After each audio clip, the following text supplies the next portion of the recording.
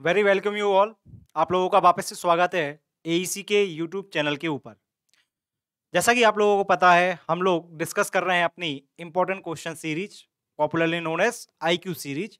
और इसमें हम जियोटेक इंजीनियरिंग के बारे में जो भी इंपॉर्टेंट क्वेश्चन है उनको हम लेके आ रहे हैं। ये सेशन जो है वो हमने रखा है कंसोलिडेशन ऑफ सॉइल के ऊपर। एक सेशन में ऑलरेडी ले चुका हूं कंसोलिडेशन के ही ऊपर, ये उसी का सेकंड पार्ट है।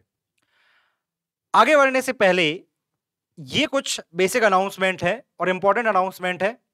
जिन लोगों को अपनी एसएससी जेई और स्टेट एई की तैयारी करनी है, आप लोग जानते हैं 2023 का भी अगस्त में जो है वो प्लान करके रखा है प्रीलिम्स के बारे में, 2023 का एसएससी जेई। तो आप लोग वेट ना कीजिए। आप लोगों को अगर अपनी प्रिपरेशन में थोड़ा भी ऐसा लगता है कि कम है, तो आप हमारे भोपाल के ऑफलाइन सेंटर के थ्रू जुड़ सकते हैं। हम यहाँ पे एक कंप्लीट कोर्स जो है वो जल्द ही स्टार्ट करने वाले हैं। अगर आपको बैचेस के रिगार्डिंग इंफॉर्मेशन चाहिए है, आप इस नंबर पे कांटेक्ट कर लीजिए। आपको रिगार्डिंग बैच इंफॉर्मेशन आपको सारी की सारी जानकारी मिल जाएगी। प्लस आपके जो बैचेस रहेंगे वो इसमें इंग्लिश और हिंदी दोनों लैंग्वेज में रहेंगे, मतलब आपकी बाइलिंगुअल बैचेस रहेंगे respective branch civil, mechanical as well as electrical के अंदर। अब जो बच्चे ऑनलाइन के माध्यम से जुड़ना चाह रहे हैं, कहने का मतलब ये रिमोट एरियाज में ऑफलाइन नहीं आ पा रहे हैं, भोपाल नहीं आ पा रहे हैं, तो वो भी जुड़ सकते हैं हमसे ऑनलाइन माध्यम के थ्रू। ऑनलाइन के लिए आपको क्या करना है, हमारे ऐप को डाउनलोड करना पड़ेगा। अब इस ऐप के क्या बेनिफिट्स हैं? इस ऐप के बेनिफिट में आपको लाइव क्लासेस मिल जाएंगी जैसे ऑफलाइन में चलती है। अगर आपकी क्लास मिस हो जाएगी तो आपको उसका रिकॉर्डेड लेक्चर मिल जाएगा। एक नया कंसेप्ट इंट्रोड्यूस किया है जिसका नाम है रिवीजन कोर्स। ये रिवीजन कोर्स बहुत यूजफुल होता है जब आपका एग्जाम नजदीक आ जाता है। आप इन रिवीजन कोर्सेज के थ्रू अपने पूरे के पूरे जो सब्जेक्ट हो उसको 10 से 12 घंटे के अंदर आप पूरा का पूरा रिवाइज कर सकते हैं। स्टडी मटेरियल आपको यहाँ पे मिल ही जाता है। नाउ पॉइंट, इस ऐप को डाउनलोड कैसे करें? इस ऐप को डाउनलोड करने के लिए आप दो काम कर सकते हैं। या तो आप डायरेक्टली इस ऐप के नाम को नोट करके इसको डायरेक्टली सर्च कर लें अपने एंड्रॉइड प्ले स्टोर के ऊपर या एप्पल स्टोर के ऊपर, या डायरेक्टली आप इन क्यूआर कोड को स्कैन करके भी हमारी ऐप को जो है वो डाउनलोड कर सकते हैं। ठीक है, चलिए अब हम आगे बढ़ेंगे अपने क्वेश्चंस के ऊपर। सो जरा पहला क्वेश्चन पढ़ें। यहाँ पे कंसोलिडेशन के ऊपर क्वेश्चन है। क्या दिया हुआ है? Consider the following statement. पहला statement, secondary consolidation result due to the prolong dissipation of excess hydrostatic pressure. फिर प्राइमरी कंसोलिडेशन के बारे में दिया, इनिशियल कंसोलिडेशन के बारे में जानकारी है, और आपकी वापस से प्राइमरी कंसोलिडेशन के बारे में बातचीत कर रहा है। आगे बढ़ने से पहले मैं आपको एक बेसिक कंसेप्ट बता रहा हूं, फिर उसके बाद हम इस क्वेश्चंस के जो 4 स्टेटमेंट है उसको रीड करेंगे। कंसोलिडेशन का मतलब क्या होता है? सबसे पहले आपको यह पता होना चाहिए कंसोलिडेशन का मतलब क्या है। कंसोलिडेशन का मतलब यह होता है कि आपका वॉल्यूम में चेंज होना, मतलब जो भी आपका सॉइल मास है उसका जो भी थिकनेस है या उसका जो भी वॉल्यूम है उसमें कुछ ना कुछ चेंज आ रहा है। अब ये चेंज क्यों आएगा? ये चेंज आ सकता है या तो हवा बाहर जाएगी या पानी बाहर निकलेगा, तभी तो सॉइल सिकुड़ेगी, और इसी चीज को हम बोलते हैं सेटलमेंट, जिसका नाम हम क्या बोल रहे हैं? कंसोलिडेशन। अब कंसोलिडेशन जो है वो दो तरीके से हो सकता है। एक है आपका इनिशियल कंसोलिडेशन या इनिशियल कंप्रेशन बोल सकते हो आप इसको। एक है आपका प्राइमरी कंसोलिडेशन, और एक होता है आपका सेकेंडरी कंसोलिडेशन या 2 डिग्री कंसोलिडेशन। अब इनके बीच में क्या डिफरेंस है? अगर तो आपकी एयर रिमूव हो रही है सॉइल के अंदर से, एयर का रिमूवल जनरली आपका क्या कहलाता है? कॉम्पैक्शन, और इसी को हम कई बार बोल देते हैं इनिशियल कंसोलिडेशन। तो जो इनिशियल कंसोलिडेशन है इसमें आपका सॉइल का वॉल्यूम चेंज होगा, जो उसके अंदर पोर एयर है वो जब बाहर निकलेगी उसके कारण जो आपका सेटलमेंट हो रहा है सॉइल के अंदर, that type of consolidation is the initial compression और इनिशियल कंसोलिडेशन। अब ये जनरली आपकी जो कोर्स ग्रेन सॉइल होती हैं या ग्रेनुलर सॉइल होती लाइक सैंड और कोर्स ग्रेन ग्रेवल, उसके अंदर जैसे ही आप लोड अप्लाई करोगे सारे पार्टिकल पास आ जाएंगे, हवा बाहर निकल जाएगी। पानी को तो रिटेन कर नहीं पाएगा क्योंकि उनके अंदर इतनी कैपेबिलिटी नहीं है कि वो पानी के साथ उसको अपने आप में अटैच करके रखे, या डाइपोलर कैरेक्टर पानी उसको अटैच करके रखे सॉइल के पार्टिकल के साथ। तो इसलिए एयर का रिमूवल जनरली इमीडिएट होता है, इसलिए इसको इनिशियल या इंस्टेंटेनियसली कंसोलिडेशन या सेटलमेंट बोल सकते हो। किसके अंदर होता है? कोर्स ग्रेन सॉइल के अंदर। प्राइमरी कंसोलिडेशन होता है आपके कोहेसिव सॉइल के अंदर।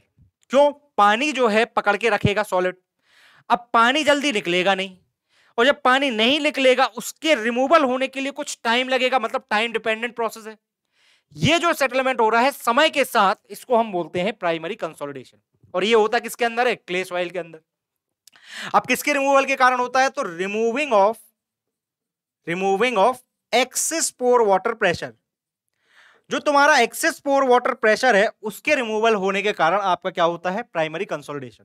देखो दो, अगर आपके लिए इन जनरल में बताऊं तो जनरली क्या होता है कि जो आपकी सॉइल है, अगर आप देखेंगे, लेट अस सपोज से ये एक आपके पास सॉइल मास है, इस सॉइल मास के अंदर ये मान लो आपके पास सॉलिड्स हैं। अब इस सॉलिड के साथ साथ ये कुछ जगह पे आपका मान लो ये पानी है, पोर्स के अंदर यहां पे आपका वाटर भरा हुआ है, लेट अस सपोज से ये वाटर है। अब मान लो अगर आपने इनिशियल स्टेज में जब आपने इसके ऊपर लोड नहीं लगाया तो आपने मान लो यहां पे पीजोमीटर को इंसर्ट किया, तो इस पीजोमीटर के अंदर पानी कहां तक राइज करेगा? जितना सॉइल का लेवल है यहां तक वाटर राइज कर जाएगा। लेकिन जब अब इस प्रेशर को क्या बोलते हैं? इसको हम बोलते हैं न्यूट्रल पोर वाटर प्रेशर। न्यूट्रल पोर वाटर प्रेशर क्यों? क्योंकि ये पानी जो है वो हाइड्रोस्टैटिक कंप्रेशन के लिए सब्जेक्टेड है। लेकिन जैसे ही आप लोड को अप्लाई करोगे इसके ऊपर तो क्या होगा? क्या सॉलिड सॉलिड पार्टिकल एकदम से इस लोड को ले लेंगे? नहीं ले पाएंगे। अब पानी के ऊपर भी प्रेशर लगेगा और पानी क्या करेगा? इस प्रेशर को रेजिस्ट करेगा, क्योंकि वाटर क्या है? इनकॉम्प्रेसिबल है। तो ये हाइड्रोस्टैटिक के ऊपर कुछ एक्सेस पानी जो है वो बिल्टअप हो जाता है। ये एक्सेस प्रेशर जो है वो बिल्ट हुआ। ये जो एक्सेस प्रेशर बिल्ट हुआ इसी को हम बोलते हैं क्या? Excess hydrostatic pressure. और जब ये एक्सेस हाइड्रोस्टैटिक प्रेशर रिमूव हो जाएगा इसके बाद सॉलिड सॉलिड जो है वो अपने आपस में कांटेक्ट ले लेगा और उस लोड पी को जो है वो रजिस्ट करना स्टार्ट करेगा। इसका जो रिमूवल हो रहा है, ये जो ब्लू कलर का रिमूवल होता है, इसी को हम बोलते हैं that is the primary consolidation. तो आप बोल सकते हो कि डिग्री ऑफ सैचुरेशन 1 ही है, तब आपका प्राइमरी कंसोलिडेशन हो रहा है। तो during the entire process of primary consolidation degree of saturation will remain 1। ठीक है, तो ये इसका कंसेप्ट है। एंड सेकेंडरी कंसोलिडेशन का मतलब क्या होता है? इसको हम बोलते हैं कि जब प्राइमरी कंसोलिडेशन कंप्लीट हो गया तो जो आपकी हाईली कोहेसिव सॉइल है उनके अंदर जो मॉलिक्यूल्स होते हैं सॉइल के, वो अपने आप को प्लास्टिकली रीओरिएंट करते हैं और उसके कारण जो डिफॉर्मेशन हो रही है इसको हम बोलते हैं सेकेंडरी कंसोलिडेशन। ये बिल्कुल एनालॉगस होता है आपके किसके जैसा? क्रीप के जैसा। तो इसका मतलब यह है कि ये आपका सेकेंडरी कंसोलिडेशन किसके अंदर आएगा? हाईली प्लास्टिक सॉइल्स के अंदर निकल के आएगा। अब पढ़ लेते हैं स्टेटमेंट। क्या दिया है कि secondary consolidation will result due to the prolong, बहुत समय के लिए एक्सेस हाइड्रोस्टैटिक प्रेशर का जो रिमूवल हो रहा है उसके कारण आपका सेकेंडरी कंसोलिडेशन हो रहा है। नहीं भाई, सेकेंडरी कंसोलिडेशन तो आपका किसके कारण होता है? प्लास्टिक रीएडजस्टमेंट के कारण। तो पहला स्टेटमेंट आपका क्या हो जाएगा? गलत हो जाएगा। Second statement, primary consolidation happens due to expulsion of both air and water from the voids in early stage. No, primary consolidation का मतलब ये नहीं है कि आपका पानी निकले, एक्सेस पोर वाटर प्रेशर निकलना जरूरी है, और एयर तो निकलती ही नहीं है। एयर तो ऑलरेडी किसमें निकल गई? इनिशियल कंसोलिडेशन में। तो सेकंड स्टेटमेंट भी गलत है। अब देखो यहां से एलिमिनेशन में आपको एक चीज तो समझ में आ गई, यहां पे 1 आ रहा है, यहां पे 2 आ रहा है, यहां पे 1 आ रहा है। ऑप्शन तो आपके पास सी सीधा सीधा दिख रहा है एलिमिनेशन अप्रोच से। लेकिन मुझे तीसरे और चौथे का आपको बताना है रीजन क्यों सही है। Initial consolidation in the case of fully saturated soil is mainly due to the compression of the solid particle. बिल्कुल सही बात है। क्यों सही बात है? जब आप इसके ऊपर लोड अप्लाई करोगे तो कुछ ना कुछ तो ये सॉलिड के पार्टिकल भी आपस में क्या होंगे? कंप्रेस होंगे ना। हम तो अजम्पशन में ये मान के चलते हैं कि हमने इस कंप्रेशन को नेग्लेक्ट कर लिया कि सॉलिड भी इनकॉम्प्रेसिबल है, वाटर भी इनकॉम्प्रेसिबल है, जबकि एक्चुअल में दोनों कॉम्प्रेसिबल होते हैं। तो कहने का मतलब तीसरा स्टेटमेंट आपका सही है। चौथा statement, primary consolidation happens more quickly in the coarse grain than the fine grain soil. क्यों? क्योंकि ये डिपेंड कर जाएगा परमेबिलिटी के ऊपर। जितनी अच्छी परमेबिलिटी होगी उतनी जल्दी एक्सेस पोर वाटर जो है वो रिलीज हो जाएगा, और जितनी बेकार परमेबिलिटी होगी उतने समय तक के लिए एक्सेस पोर वाटर प्रेशर बना रहेगा। इसलिए कोर्स ग्रेन के अंदर परमेबिलिटी अच्छी होती है तो एक्सेस पोर वाटर प्रेशर बिल्टअप हो नहीं पाता, तो इसलिए जल्दी कंसोलिडेशन हो जाता। फाइन ग्रेन के अंदर ये होता नहीं है कि एक्सेस पोर वाटर प्रेशर ज्यादा लंबे समय तक के लिए बना रहता है, इसलिए it's a time taking process for the case of fine grain soil, या फाइन ग्रेन सॉइल के अंदर आपको ज्यादा समय लग जाता है कंसोलिडेशन होने के लिए। ठीक है, तो ये इसका आंसर क्या हो जाएगा? सो करेक्ट आंसर इसका जो है वो सी ऑप्शन निकल के आएगा। ठीक, ये उससे associated concept. Now next question पढ़े। Consider the following statement. क्या क्वेश्चन में दिया है? 3 स्टेटमेंट दिए हुए हैं, अगेन इमीडिएट, सेकेंडरी के ऊपर और सेकेंडरी सेटलमेंट के ऊपर। अब जरा इसके ऊपर मैं सेकेंडरी कंसोलिडेशन के ऊपर अगर आपको मैं अल्टीमेट सेटलमेंट बताऊं, क्योंकि मैंने सेकेंडरी सेटलमेंट आपको बताया कि किसके कारण हो रहा है, because of the plastic readjustment of the soil particle, उसके कारण जो सेटलमेंट हो रहा है इसको हम बोलते हैं सेकेंडरी कंसोलिडेशन। सेकेंडरी कंसोलिडेशन की अगर आपको न्यूमेरिकल वैल्यू चाहिए, so delta H will be given by CS, it is given by CS H100 1 plus E100 log base 10 T2 upon में T1। कहने का मतलब आपका जो अल्टीमेट सेकेंडरी कंसोलिडेशन का सेटलमेंट है वो फंक्शन किस किस का है, ये फंक्शन है एक वॉइड रेशियो का और एक है आपके टाइम का। ठीक, कहने का मतलब यहां पे अगर आपको टोटल सेकेंडरी सेटलमेंट चाहिए हाईली प्लास्टिक क्ले सॉइल के अंदर, तो E100 किस चीज को रिप्रेजेंट कर रहा है, void ratio at the end of primary consolidation. जब प्राइमरी कंसोलिडेशन खत्म हो गई उस टाइम पे कितना वॉइड रेशियो है, उस टाइम पे कितनी उसकी डेप्थ है, और T1 उस तक का टाइम प्राइमरी कंसोलिडेशन होने के लिए कितना टाइम लगा, और T2 जो है वो अब सेकेंडरी कंसोलिडेशन होने के लिए कितना टाइम लग सकता है, जो कि इनफाइनाइट होता है। सो डेल्टा सेटलमेंट जो रहता है सेकेंडरी कंसोलिडेशन का वो फंक्शन होता है वॉइड रेशियो और आपके टाइम का। अब जरा तीसरा स्टेटमेंट पढ़ लो यहाँ पे, सेकेंडरी सेटलमेंट इज एस्टिमेटेड, या उसका जो टोटल वैल्यू है it is based upon the void ratio versus time curve, और उसी की जो स्लोप है उसी को हम डेल्टा एच बोल रहे हैं, for the particular load under the consolidation test. तो ये फंक्शन होता है, सही बात है, टाइम का और वॉइड रेशियो का, ठीक बात है। तीसरा स्टेटमेंट, सेकंड स्टेटमेंट क्या बोल रहा है कि secondary settlement is significant in case of the organic soil. मैंने बताया हाईली प्लास्टिक सॉइल जो रहती है उनके अंदर ऑर्गेनिक मैटर ज्यादा होता है, और उन्हीं के अंदर आपको जनरली प्लास्टिक रीएडजस्टमेंट या क्रीप देखने को मिलती है, इसलिए secondary settlement and associated with which type of soil, it is associated with the organic soil. Immediate settlement takes place as soon as the load is placed. सही बात है, initial settlement आपका किसके कारण हो रहा है, रिमूवल ऑफ एयर के कारण हो रहा है, तो this statement is also the correct. तो इसका मतलब करेक्ट आंसर इनमें से कौन सा हो जाएगा, पहला दूसरा तीसरा, मतलब option number B is the right answer. ठीक है, तो पिछले ही वाले क्वेश्चन से जुड़ा हुआ उसका मैग्नीट्यूड था सेकेंडरी के बारे में, इसलिए ये क्वेश्चन लिया है। आगे बढ़े, नेक्स्ट क्वेश्चन जरा पढ़े, अगेन स्टेटमेंट बेस्ड क्वेश्चन है। अभी मैं न्यूमेरिकल नहीं लेके आ रहा हूं, न्यूमेरिकल लेके आऊंगा, पहले आपके बेसिक जो थ्योरी है इन क्वेश्चन के माध्यम से मैं आपकी थ्योरी क्लियर कराता हूं।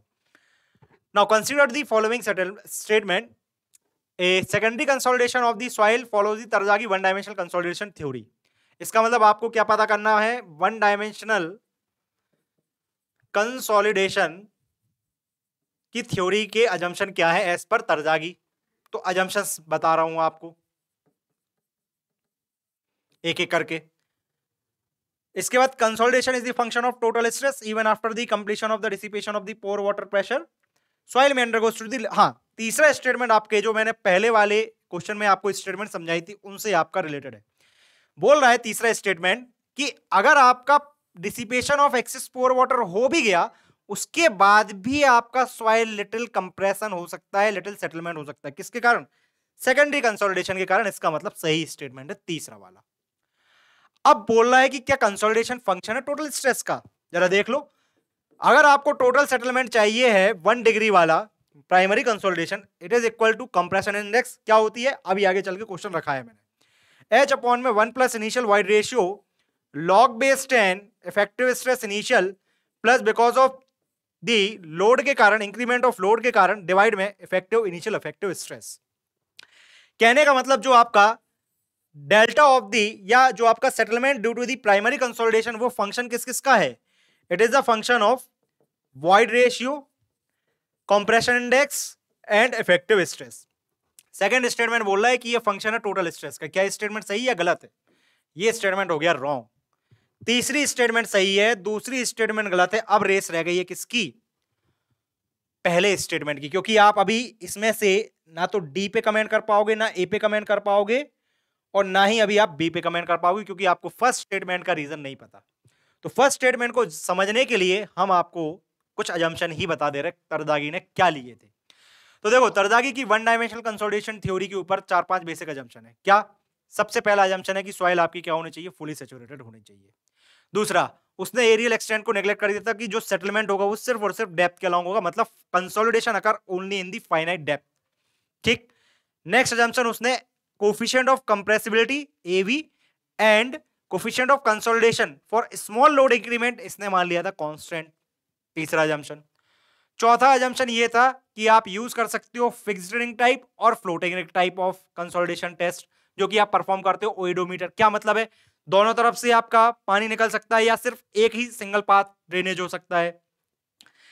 इसके अलावा इसने एक और चीज मानी थी कि आपका जो हाइड्रो लैग है, हाइड्रोडायनेमिक लैग, वो तो उसने कंसीडर किया था, लेकिन जो सेकेंडरी कंसोलिडेशन उसको उसने नेग्लेक्ट कर दिया था, प्लस इनिशियल कंसोलिडेशन को भी नेग्लेक्ट कर दिया था। इसका मतलब कंसोलिडेशन की जो 1 डिग्री कंसोलिडेशन थ्योरी है तरदागी की, वो सिर्फ और सिर्फ किसके ऊपर एप्लीकेबल है? Primary consolidation. पहले स्टेटमेंट में क्या बोल रहा है? Secondary consolidation. तो ये स्टेटमेंट क्या हो जाएगा? गलत हो जाएगा। तो इसका करेक्ट आंसर क्या हो जाएगा? Only third statement is the right answer. अभी मैंने आपको ब्रीफली तरदागी की 1 डायमेंशनल कंसोलिडेशन बताई है। एक्चुअल में जब इसके ऊपर जब हम टाइम रेट पे पढ़ेंगे तब मैं आपको प्रॉपरली इसका कंसेप्ट दूंगा विद अजम्पशन और इलेबोरेट करके, उसके बाद आपको और अच्छे से समझ में आएगी ये थ्योरी। ठीक है, अभी चूंकि अपन क्वेश्चन कर रहे हो तो मैं ये मान के चल रहा हूं आप लोगों को थोड़ा बहुत नॉलेज है। Moving to the next question. देखिए आप, सीसी मैंने आपको बोला था कि पिछले वाले में मैंने यूज किया है सीसी। सीसी का मतलब क्या होता है? सीसी का मतलब होता है आपका कंप्रेशन इंडेक्स। अब कंप्रेशन इंडेक्स क्या होती है? कंप्रेशन इंडेक्स बेसिकली स्लोप होता है आपके E versus log of effective stress curve का। जो आपको कर्व पोर्शन दिख रहा है, this is curve portion for the OC soil के लिए होता है, ओवर कंसोलिडेशन सॉइल, और जो स्ट्रेट लाइन पोर्शन है that is for the normal consolidated soil के लिए होती है। कहने का मतलब इसकी जो कर्व की स्लोप है, slope of this curve, slope of which curve? Slope of E versus log sigma effective curve will be nothing but the CC. CC के अंदर कहने का पॉइंट ये है कि सीसी का वैल्यू फिर क्या होगा? सीसी वैल्यू अगर हम इसकी स्लोप देखें तो it is a change in the void ratio upon में log base 10 sigma effective 2 upon में सिग्मा इफेक्टिव 1। कहने का मतलब अगर मैं यहां पे लेट अस सपोज से 2 वॉइड रेशियो ले लूं तो इस कर्व की स्लोप क्या निकल के आएगी? टेन थीटा क्या होगी इस कर्व की? मान लो आपकी सॉइल में सिग्मा 1 इफेक्टिव पे E1 वॉइड रेशियो है, और जब इफेक्टिव स्ट्रेस 2 हो गई तो इसके अंदर वॉइड रेशियो E2 आया, तो इस कर्व की आप टेन थीटा निकाल सकते हो। Difference of E1 minus E2 divide में log base 10 sigma 2 minus sigma 1, और log A minus log B, it is the log A upon में बी। तो सीसी का जो स्लोप के बेसिस पे वैल्यू निकल के आई mathematically, it is the delta E upon में log base 10 effective stress 1 upon में इफेक्टिव स्ट्रेस 2। बट सीसी की कुछ इंपेरिकल वैल्यूज भी दी गई हैं।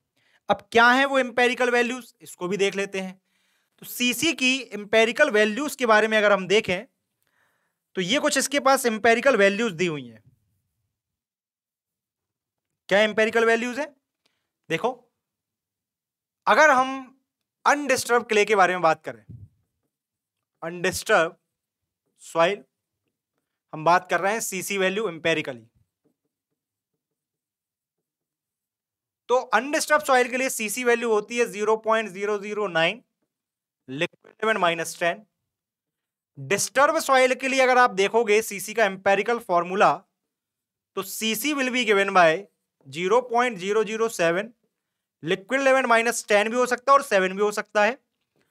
और ऑर्गेनिक सॉइल के लिए अगर आप सीसी का इंपेरिकल रिलेशन देखोगे तो it is equal to 0.015 natural water content. तो ये तीनों फॉर्मूले आपको याद रखने हैं इंपेरिकल वैल्यूज ऑफ सीसी के पॉइंट ऑफ व्यू से, पूछते हैं एग्जामिनेशन के अंदर।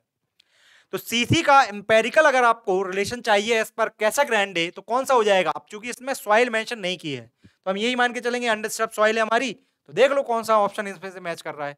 बी ऑप्शन मैच कर रहा है, it is the liquid element minus 10, आगे का फैक्टर कितना है? 0.009। This is the value of the CC. और सीसी किस चीज को सिग्निफाइज करता है? सीसी ये सिग्निफाइज करता है जितना ज्यादा कंप्रेशन इंडेक्स है उतना ज्यादा सॉइल के अंदर क्या निकल के आएगा? सेटलमेंट निकल के आएगा।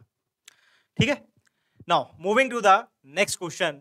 जरा पढ़े इस क्वेश्चन को, स्टेटमेंट लिंक्ड क्वेश्चन है हमारे पास। गिवन है स्टेटमेंट नंबर 1, क्या दिया है कि in consolidation test pressure on the soil specimen is double at each step. second statement बोल रहा है it is intended that the soil always remains normally consolidated condition. अब देखो, जब आप ओइडोमीटर टेस्ट के अंदर कंसोलिडेशन टेस्ट को जनरली परफॉर्म करते हो तो लोड इंक्रीमेंट कैसे करते हैं, 2, 4, 8, 16 इस तरीके से. इसका मतलब यह है कि यहां पे आप हमेशा लोड इंक्रीमेंट कितना रखते हैं, 2 का रेशियो का लेके चलते हैं. दैट मीन्स कि इन दी कंसोलिडेशन टेस्ट के अंदर आपका जो इसके ऊपर लोड लगा रहा है वो आप जस्ट डबल कर रहे हो. प्रेशर ऑन द सॉइल या load on the soil specimen is double in the each step. ये तो स्टेटमेंट सही है. सेकंड स्टेटमेंट ये है कि जैसे जैसे आप लोड बढ़ाते जाओगे वैसे वैसे सॉइल और ज्यादा कंप्रेस होती जाएगी, और जब सॉइल हमेशा कंप्रेशन हो रही है उसका वॉइड रेशियो डिक्रीज हो रहा है. नॉर्मल वर्जन कंप्रेशन कर्व जो हमने पीछे कर्व देखा था E versus effective log stress curve का, तो अगर सॉइल कंप्रेस हो रही तो उसका वॉइड रेशियो कम होता जाएगा, और वॉइड रेशियो कम तभी होगा जब सॉइल आपकी कौन सी स्टेट में है, नॉर्मल कंसोलिडेशन स्टेट में है. इसका मतलब सेकंड स्टेटमेंट भी सही है कि it is intended that the soil is always remain in the NC condition. अब पॉइंट ये इसमें स्टेटमेंट नंबर सेकंड जो है वो पहले वाले का सपोर्ट कर रहा है, नहीं बिल्कुल सपोर्ट कर रहा है. जब स्मॉल लोड इंक्रीमेंट रहेगा तो सॉइल हमेशा कंप्रेस होगी, इसका मतलब सॉइल क्या रहेगी, हमेशा नॉर्मल कंडीशन में रहेगी. तो स्टेटमेंट 1 भी सही है, स्टेटमेंट 2 भी सही है, और स्टेटमेंट जो 1 है उसका करेक्ट एक्सप्लेनेशन स्टेटमेंट नंबर 2 है. तो करेक्ट आंसर क्या निकल के आ जाएगा यहाँ पे, option number A is the right answer for this question. ठीक है, नाउ अगला क्वेश्चन देख लेते हैं इसी में. और अगला क्वेश्चन क्या दिया है, read the following statement. Statement type के क्वेश्चन मैंने ज्यादा रखे हैं आज. अब ये पूरे के पूरे जो मैंने आपको अजम्पशंस बताए थे ना उसी पे बेस्ड है. पढ़ो जरा. Maximum possible over consolidation ratio for the NC soil is equal to unity. Over consolidation ratio का मैंने पूरा कंसेप्ट आपको पहली वीडियो में बताया. ओसीआर का क्या होता है यहाँ पे भी शॉर्ट टर्म में बता दे रहा हूँ. ओसीआर होती है sigma effective passed by sigma effective present. इसकी वैल्यू ग्रेटर देन 1 है, इसका मतलब आपकी ओवर कंसोलिडेशन सॉइल है. 1 है नॉर्मल कंसोलिडेशन सॉइल है, लेस देन 1 है तो अंडर कंसोलिडेटेड सॉइल है. Maximum possible over consolidation ratio OCR for NC soil equal to unity. Statement is the सही, पहला स्टेटमेंट सही है. The compressibility of the field deposit slightly greater than that shown in the laboratory sample. ये भी सही है. क्यों सही है अभी बता रहा हूं. इन टर्जागी थ्योरी वन डायमेंशनल कंसोलिडेशन में क्या कंसीडर किया गया है, hydrodynamic lag is considered while plastic lag is ignored. जब मैं कंसोलिडेशन के ऊपर अजम्पशन बता रहा था अभी इसी 2 क्वेश्चन पहले, तो मैंने आपको बताया था कि हाइड्रोडायनेमिक लैग तो कंसीडर किया लेकिन प्लास्टिक लैग को क्या किया, इग्नोर किया. तीसरा स्टेटमेंट भी सही है. इसका आंसर क्या हो जाएगा, ऑल दी स्टेटमेंट सही है 1, 2, 3. अब मुझे आपको सिर्फ बताना है कि जो कंसोलिडेशन कर्व बनती है फील्ड पे और लैब में उसमें क्या बेसिक डिफरेंस है.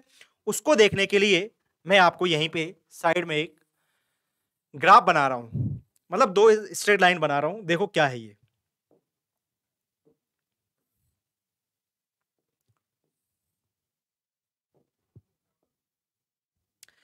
मान लो ये रेड कलर से जो बनाई है this is the consolidation curve in case of field.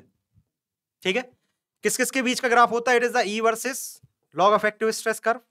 मैंने स्ट्रेट लाइन एज्यूम कर ली है, और अगर आप यही चीज आप लैब में देखोगे तो वो जो कर्व निकल के आती है वो कुछ इस तरीके से निकल के आती है. एक्चुअल में ऐसी नहीं, वो जो कर्व निकल के आएगी वो यहां कहीं निकल के आएगी, और यहां पे एक सेग्रीगेशन भी बनाना है.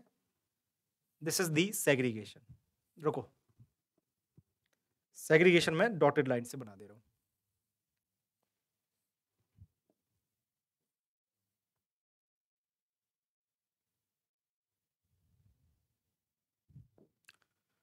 और यहां पे आपका वॉइड रेशियो आएगा. ना देखो, ये जो आपको व्हाइट कलर से दिख रही है this is the field curve, और जो येलो कलर से दिखाई दे रही है this is the lab curve. ये कैसे आया, जब आपने फील्ड और लैब पे दोनों पे कंसोलिडेशन कर्व को टेस्ट को परफॉर्म किया तो आपने कर्व इस तरीके से प्लॉट की. अब मुझे ये बताओ कौन सी कर्व का स्लोप ज्यादा है. ऑब्वियस सी बात है फील्ड वाली कर्व की स्लोप क्या है, ज्यादा है, तो इसका मतलब सीसी ज्यादा है फील्ड का, और लैब वाली कर्व का सीसी क्या है, कम है, इसका मतलब स्लोप कम है. अब ये पूछ रहा है कि जिसका सीसी ज्यादा तो उसके अंदर सेटलमेंट ज्यादा, और जिसके अंदर सीसी कम उसका सेटलमेंट कम. इसका कहने का मतलब ये है कि भैया जब तुम लैब पे टेस्ट करते हो तो जो सेटलमेंट निकल के आती है वो कम आती है जो एक्सपेक्टेड है फील्ड के ऊपर. ये इंटरप्रिटेशन है इस कर्व से. अब पढ़ लो ये वाला क्वेश्चन कि compression field deposit slightly greater than, बिल्कुल सही बात है, as shown in the laboratory. Reason क्या है? सीसी जो है भैया वो जो फील्ड वाले कर्व की है वो ज्यादा निकल के आती है CC as compare to lab, और सीसी जो है वो डायरेक्टली प्रोपोर्शनल है, या डेल्टा एज डायरेक्टली प्रोपोर्शनल है किसके? सीसी के। ज्यादा सीसी ज्यादा सेटलमेंट, कम सीसी कम सेटलमेंट। तो इस प्रकार से इसके तीनों आंसर जो है वो सही है। ये इसका एक्सप्लेनेशन है कर्व का। ठीक है, नाउ अब इस सेशन को मैं यहीं पे वाइंड अप कर रहा हूं। जिन बच्चों को कोई भी डाउट है, कोई भी इंफॉर्मेशन चाहिए है रिगार्डिंग दिस सेशन और एनी सेशन, तो आप जुड़ जाइए हमारे टेलीग्राम ग्रुप के थ्रू। टेलीग्राम ग्रुप को ज्वाइन करने के लिए आपके लिए डिस्क्रिप्शन में लिंक दी है, या आप डायरेक्टली इस लिंक को कॉपी कर लें या चैनल का नाम कॉपी कर लें और ज्वाइन हो जाइए हमारे यूट्यूब चैनल के डिस्कशन वाले टेलीग्राम चैनल से। पीडीएफ आपको वहीं पे मिलेगी, इस वाले लेक्चर की भी और पिछले जो भी लेक्चर्स हुए हैं उनकी। नेक्स्ट पॉइंट ये है कि आप हमसे जुड़ सकते हैं फेसबुक के माध्यम से, इंस्टाग्राम के माध्यम से, टेलीग्राम के माध्यम से। अब मैं अपने इस सेशन को यहीं पे एंड कर रहा हूं। Thanks for watching this important question series lecture. आप लोगों से मैं रिक्वेस्ट करूंगा, आप हमारे चैनल को सब्सक्राइब कीजिए, बेल आइकन को प्रेस कीजिए, वीडियो को लाइक कीजिए, वीडियो को शेयर कीजिए। जितना आप शेयर या लाइक करते हैं उतना हमको मोटिवेशन मिलता है और उतने ही हम अच्छे आपके सामने और अच्छे क्वेश्चंस लेके आते हैं। मिलेंगे हम जल्दी अपने नेक्स्ट सेशन में। Till then take care.